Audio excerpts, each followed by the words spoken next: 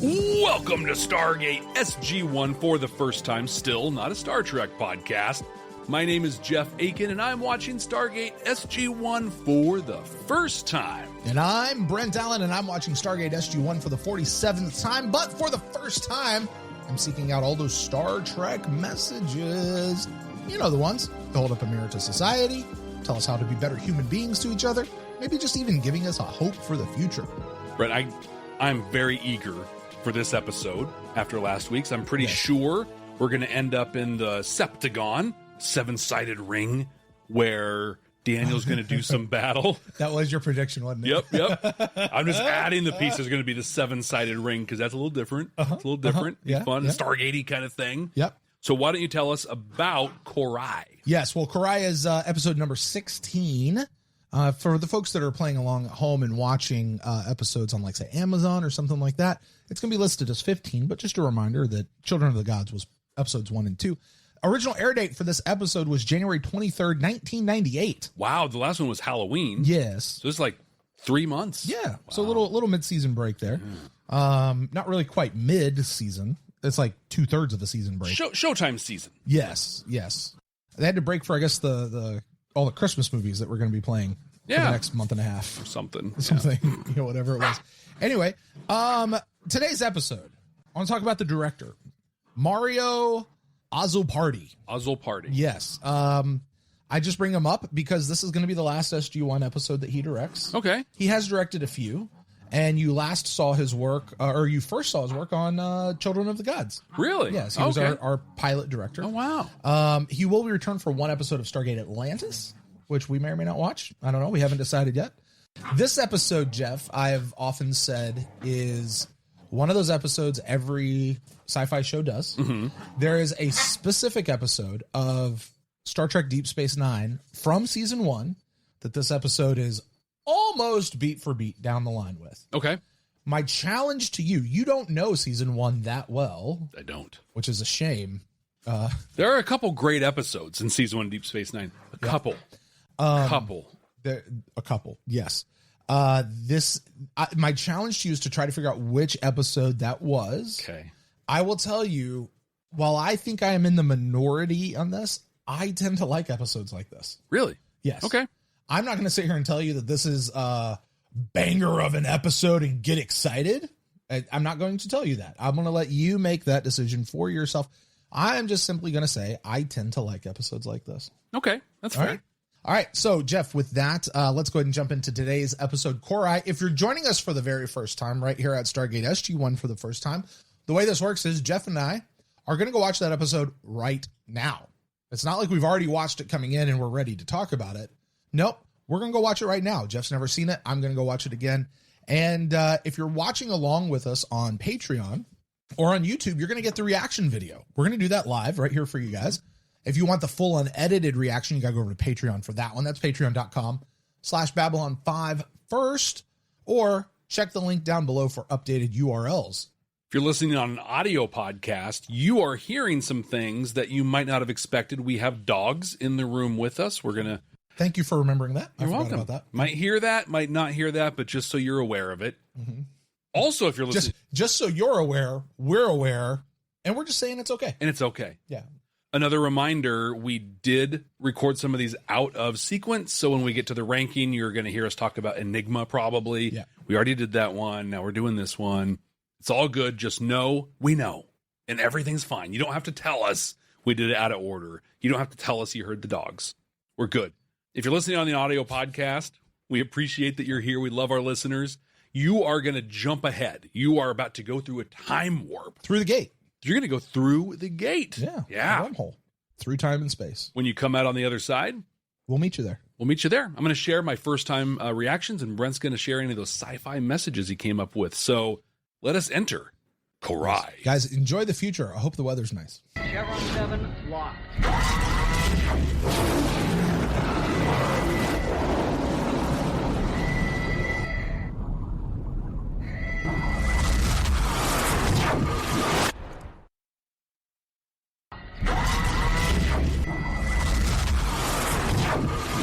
All right, Jeff, you've just watched Cor-ai. I did. It was not the octagon that you were expecting, Septagon. but perhaps a fight nonetheless. Yeah. What did you think of Cor-ai? Well, I'm going to start off, and I said it during the episode, but I want to make sure our audio listeners catch this as well. You challenged me that this is basically a beat-for-beat Season 1 Deep Space Nine episode. Yes. And it is of a story type that not everybody likes, but you personally do. Yep. I also like this story type. Yes. Specifically the one told in the Deep Space Nine episode, Dax. Yes. Where Jadzia is put on trial for a crime they believe Curzon committed. Yes. And so here... And you have to ask the question, is the person before me responsible and the same as the person behind? Exactly. Yes. I like the way they did it with this one. So that in Deep Space Nine, they sci-fi'd the whole thing, right? So like literally you had the same symbiote. You had Dax, but you had a different Trill involved in it. Like there was that sci-fi nuance. This was so much more relevant to what is real in our world, where, hey, yeah, I did some stuff, but I've grown and I've changed. Is that enough to make up for what I did? What I love about this episode is, like, there's a lot I like about this episode, but I'm going to talk about this. I imagine you might talk about this too, but the real theme in this was the need for forgiveness. Teal'c had overwhelming amounts of grief that he's been suppressing for who knows how long, impacting every part of who he is. He was given an opportunity to basically fess up and own those errors and be held accountable for it all the way to death. And he was there for it. Yeah. I want to feel better about the horrible things that I did. The episode goes on and on and on. All this stuff happens, right? I mean, it was a good episode, but what was it? 18 minutes in, I'm like, oh, here's what's going to happen. Yeah. And it happened. Like, it's paint by numbers. Yeah. But really well done. Like I said, you've seen this episode before. Yeah, probably quite a few times. Yes. When Hanno acknowledges that Teal'c has changed. I'm sorry. Oh. It's another Star Trek franchise, but Voyager. Voyager had an episode where effectively 7 of 9 was put on trial for what she did as a Borg. And is 7 of 9 now responsible and the same as the 7 of 9? I mean, same episode. Yeah. Same idea. Yeah. I'm sorry. No, it's just, it's a powerful... I'm sitting here trying... I know so many shows have done it, and I'm trying to think of which ones they are. It's a powerful model. It's interesting that we're both kind of wearing Star Trek shirts for this one. We are. There's the moment, though, where Hanno acknowledged the growth and the change in Teal'c and basically forgave him. As the episode was ending, you made the comment, like, look, that Teal'c's almost crying. He's so moved by this. There is so much power in forgiving and in being forgiven. Right. Loved the model of this. That's all I'm going to say on that. I want to leave space for you on it. I think the other question that it brought up in the same vein, what is justice? For Hanno, for the Bursa, justice is basically an eye for an eye, right? You know, oh, you killed this guy, so you're going to die too. Is that justice? Does that restore anything? I'm a huge fan of the concept of restorative justice, where a person is held accountable for what they did, but their punishment, it's not really a punishment, but what they're asked to do to be held accountable fills the space of the gap they created in the community. Yeah. So whether it's killing a person or stealing or damaging property, it's actually restoring what they can and all of that. I would agree. I have long said, and this is not a podcast where we're going to litigate policy and government stuff, but the idea of putting people in prison as punishment is an awful policy. It does nobody, does society, does the victim, and does the perpetrator zero good. It does bad. Yes. Like, it actually does the opposite of what we're trying to do. And I would submit, I'm not saying there's not a reason for jail. You can have a holding pen where we got to keep you while we're going through some stuff. But as far as like actual prison, that should be reserved to remove people from society. And basically, once you go, you're removed from society. That's what you do now. That's what that should be. Yeah. Otherwise, we need to figure out a different way to have it as a threat, to have it as something that we just use as basically, we're going to ground you, we're going to put you in timeout. except for the damage that does, not just to the perpetrator, but also to society, to the victim, how it pushes things down the line. It's just awful. It is. Anyway, not the place to debate that idea, but. Well, I'll just tell you, there is no debate. It's what it is. It's wrong to do that, and it's not effective.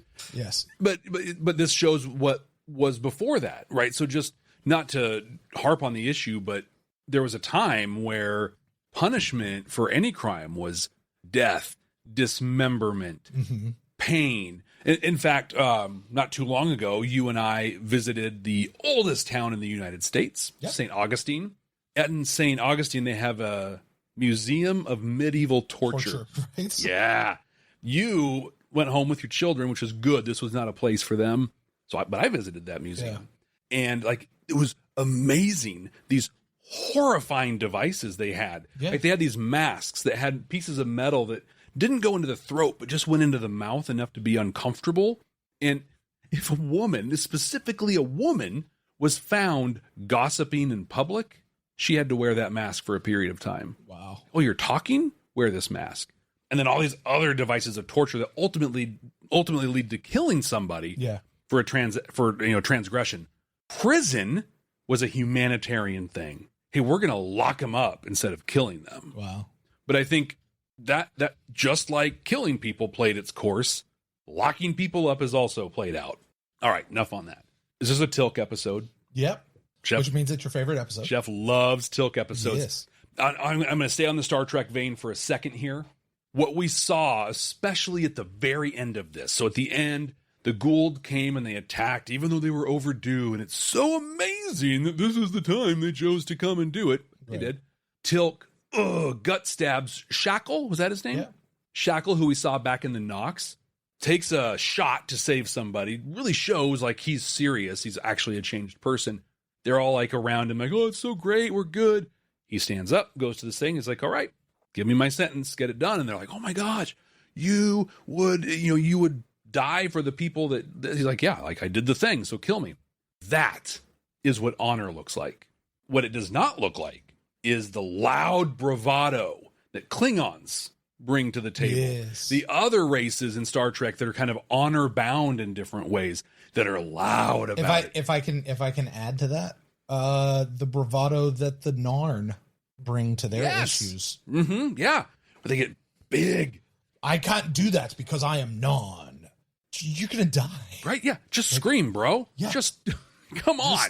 Like, I get it. I appreciate what you're saying, but dude, come on. I loved that moment. He's standing there. He's got no shirt on. He's got the ceremonial paint on him. And he's like, now do the thing. God, he's wrong to want to die for this. He is right to want to accept accountability. And I just so appreciated the honor that showed. I think there's quite a bit in this episode, but I think that one of the other things that I got out of it that I'll wrap up on, you spoiled this for me early on. Sorry. Spoiled, quote unquote. Yeah. General Hammond is awesome. Yeah. Dude is put in an impossible position. Yeah. Hey, I want to go save our guy. Also, we can't go save our guy. So sorry, Jack, this is what's going to happen. And he was amazing. He was patient. He was initially compassionate. And when he did lay it down, he did it in a really like kind way. But he was firm. Also firm. Yeah. Is awesome. Really good. I really enjoyed this episode. I have a feeling, Jeff, I know you have at some points begun to expand your Starfleet Leadership Academy podcast, which, by the way, if you guys don't know about Starfleet Leadership Academy, Jeff is wearing the t-shirt. You should go check that out. Leadership lessons from Star Trek and beyond, honestly. I would be shocked if you didn't pull some good General Hammond stuff, even some Jack stuff into that show at some point. Oh, 100%. I mean, we're like 15 episodes in. I'm like, yeah, there you go. There's all the stuff. Yeah, I really enjoyed this one. I don't know what that's going to mean for the ranking yet. I'm going to try really hard to check that it's a Tilk episode and not rate it just on that. Right. So we'll see how my willpower is. But no, it was great. I really enjoyed it. Did you, Brent? And if you didn't, like last time, I'm going to be very little shocked. But what kind of sci-fi messages did you pull out of this one? Well, I mean, like we've said, this is the episode that so many shows do. This is a great episode of sci-fi because this shows what sci-fi can do that procedural drama courtroom stuff can't do. You know, this takes it outside of the realm of humanity and puts it into terms of alien stuff, but it shows us, so we talk about holding up a mirror to society, it shows us exactly where we are. So many themes that you have in here. The big one I think that stretches over it is, are you responsible for your actions of the past, especially if you're acting under orders or from some other source? You know, is the host of a Goa'uld responsible for the actions that were carried out while the Goa'uld was in control of the body? And that not everything is always black and white. Like for Hanno, it was, you killed my father. Yes, you did. Okay, now you die. Mm-hmm. It was a simple black-white issue. When what we discover is that it's actually really nuanced, because here's Teal'c, who is actually trying to save the rest of everybody else. And in order to do that, in order to stop the mass murder and to actually give them a little bit of a heads up next time they come so they can get away, I'm going to take out the slowest and the weakest, which happened to be Hanno's father. So in reality, what looks like a cold, cowardly act of terrorism, really, right, was actually very much an act of compassion and sort of shadow being on your side. Yeah. You know what I mean? Mm-hmm. Which certainly goes to that. You have themes of forgiveness, which need to be ran through.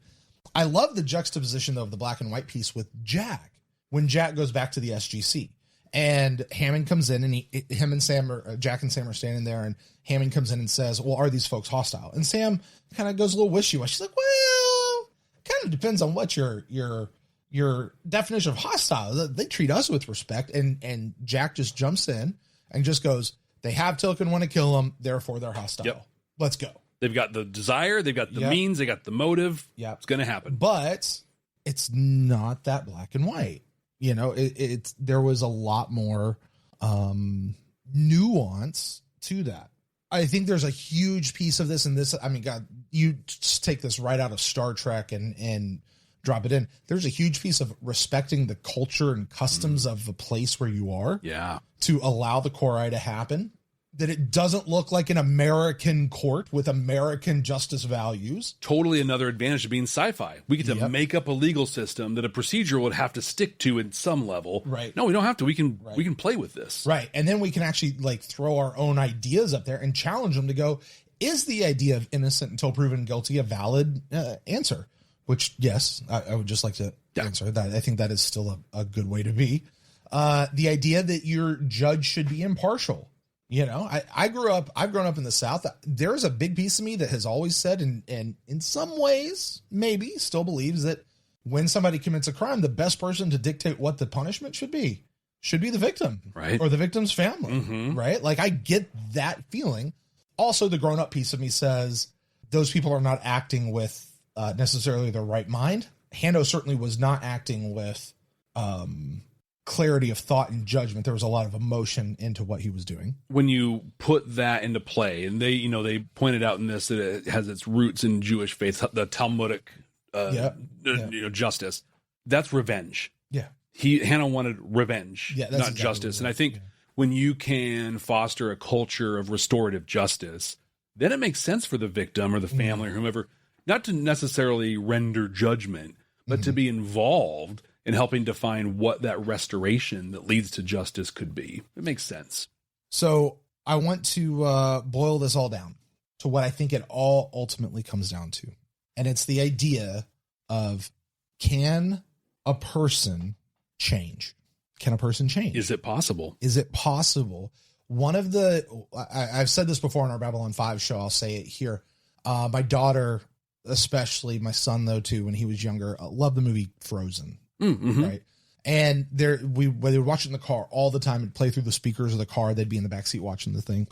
And there is a line in one of the songs, a little troll song. My daughter loves this song, that I absolutely hate and abhor, because the line says, we're not saying you can change him because people don't really change.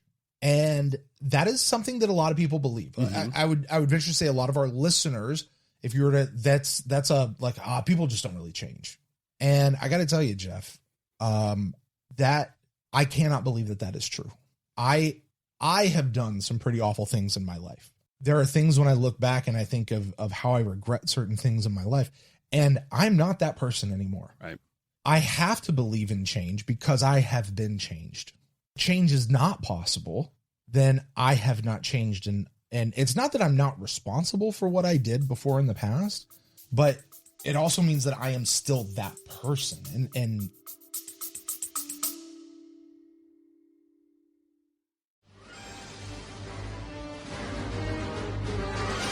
Before we gate into the rest of this episode, did you know you're missing most of the content from this podcast? Stargate SG-1 for the first time has an active and exciting Patreon that you can join right now by clicking the link in the show notes. Not only will you get access to the full, unedited podcast and reaction videos, you'll also be able to join a growing, vibrant, maybe even an intergalactic community. Subscribers even get access to all of our content from Babylon 5 for the first time. Don't miss out on this content and the amazing people. Just click the link in the show notes. Tilk thinks you should do it right now. Indeed. I think it means also, it says that you're not capable of growth. exactly. You know, Exactly. a couple thoughts on that. You know, I talk a lot in my leadership work about failure. Yeah. And how, you know, and when we think about the things in our lives we've done that we regret, those are failures that we've made, you know, in different contexts. From a work standpoint, I tell people that failure doesn't exist.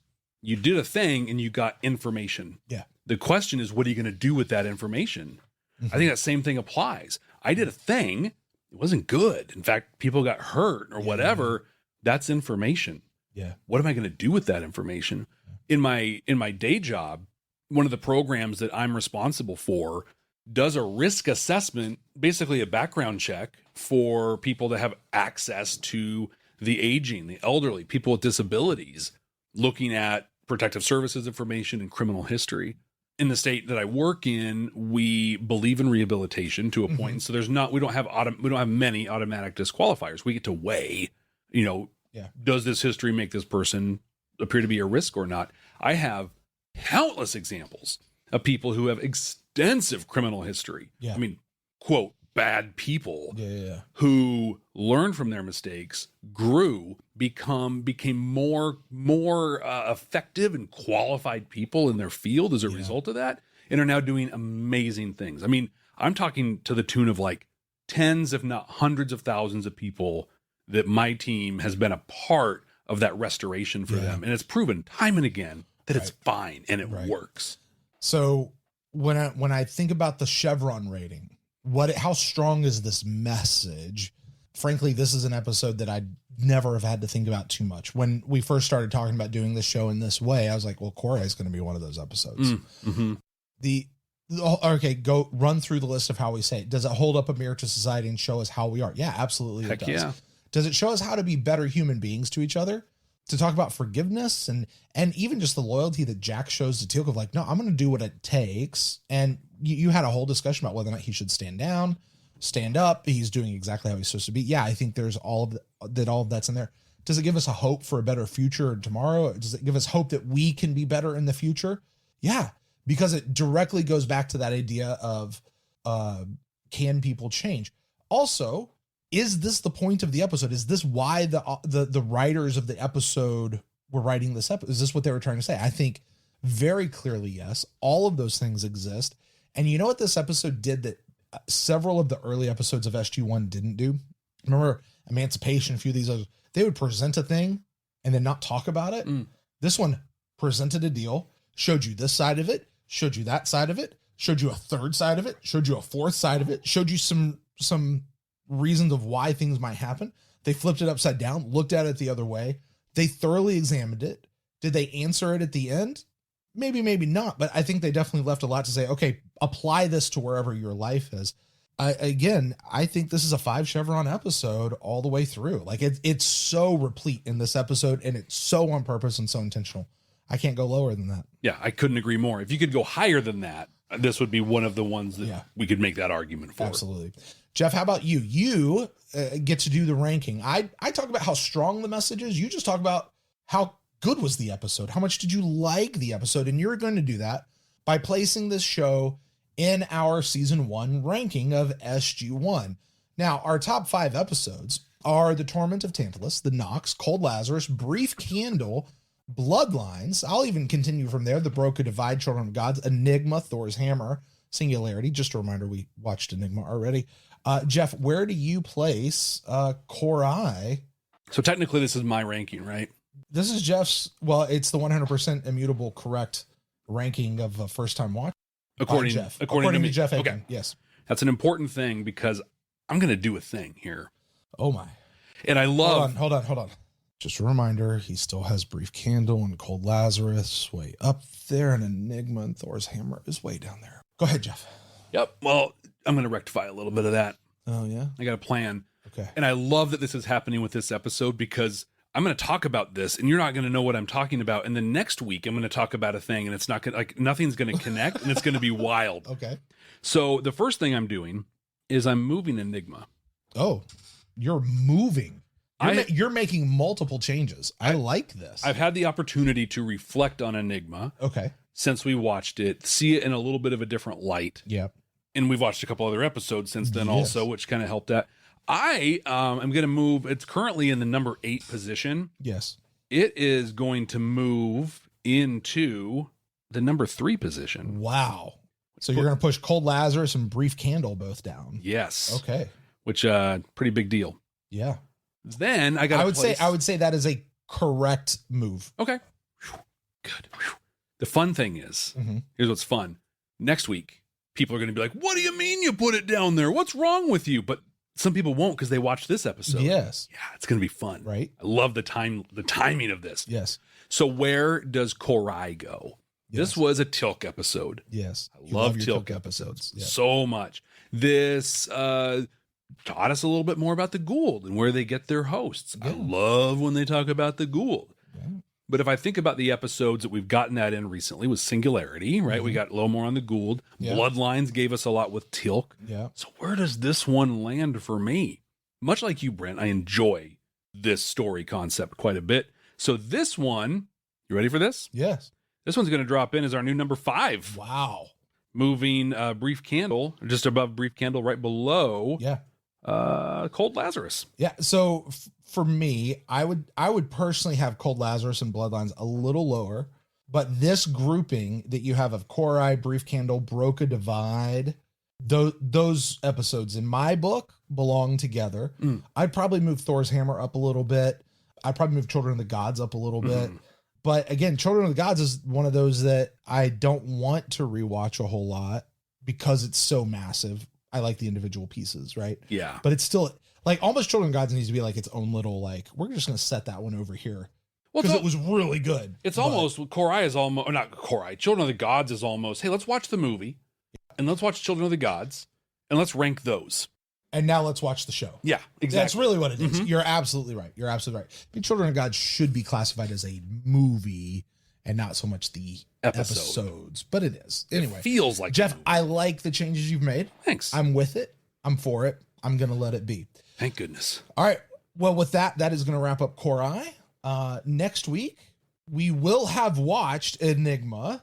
And we will have talked about that. Ooh, Jeff, can I guess what it is? Would you care to take a guess what Enigma might be about? I'm not going to. No? I would love to sit here and tell you exactly what it is and be like, I got one right. Yeah. But I'm not going to cheat. Well, like because, that. I mean, spoiler alert for next week. I'm pretty sure you came into Enigma going, I have no idea because it was a mystery. It's a mystery in itself. Right? Oh, it's an enigma. Yeah. So I'm not going to guess. I'll just tell you that I'm really looking forward to watching Enigma, as you might be able to discern from what I just did in the ranking. I'm really looking forward to you guys watching Enigma with us and being able to interact with you guys in our comments section, emails, all that sort of stuff. Especially when I think it'll be fun when people understand my ranking that came in. Because a theme that we were talking about this as I was leaving the house last night, just so you know, we're putting things into time for you.